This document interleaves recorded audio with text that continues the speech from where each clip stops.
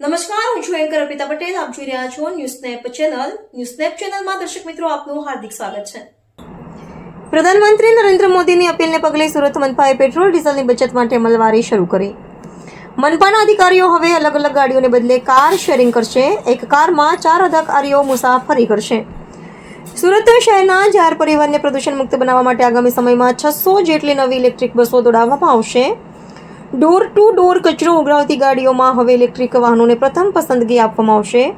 શહેરના તમામ BRTS route પર ઇલેક્ટ્રિક વાહનો આધારિત પરિવહન વ્યવસ્થાને વેગ આપવાની તૈયારીઓ તેજ કરાઈ છે. આ નિર્ણયોને કારણે સુરત મનપાના ઇંધણ પાછળ થતા કરોડો રૂપિયાના ખર્ચમાં ઘટાડો થશે અને પર્યાવરણની જાળવણી થશે. નૈતિક રેશમવાળા, સુરત. પ્રધાનમંત્રી મોદીને જો પેટ્રોલ ડીઝલ બચાવવા માટેની જે અપીલ કરી છે, એસએનસીએ તેને આવકારી લીધી છે અને કઈ રીતે નિર્ણય કર્યો છે?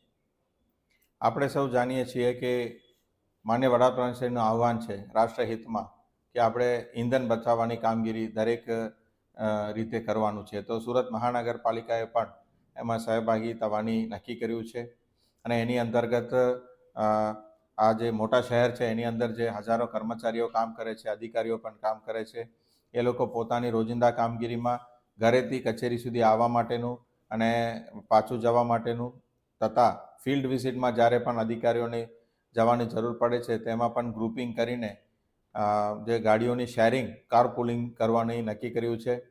એ સાથે સાથે ઈ વ્હીકલનો વધુ પ્રમાણમાં ઉપયોગ કરવાનું પણ નક્કી કર્યું છે અને દરેક જે છે ઇંધણ બચાવવાની કામગીરીમાં જે વર્કશોપ માટેનું જે તેલ લેવાનું છે એમાં પણ સેન્ટ્રલાઇઝ ને ડિસેન્ટ્રલાઇઝ કરીને દરેક લોકલ કક્ષાએ એ લોકો ખરીદી કરે જેથી કરીને 1.5 કિલોમીટરનું બચત થાય એના માટેનું પણ પ્રયોગ શરૂ કરવામાં આવેલી છે.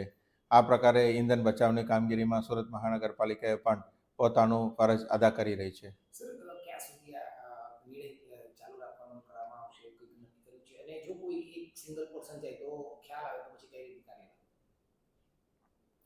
જ્યારે હું પણ સાઇટ વિઝિટમાં જાઉં છું તો મારા ડેપ્યુટી કમિશનરને સાથે લઈને જવું પડે છે. અન્ય એક્ઝિક્યુટિવ એન્જિનિયર કે અન્ય અધિકારીઓ પણ સાથે આવે છે.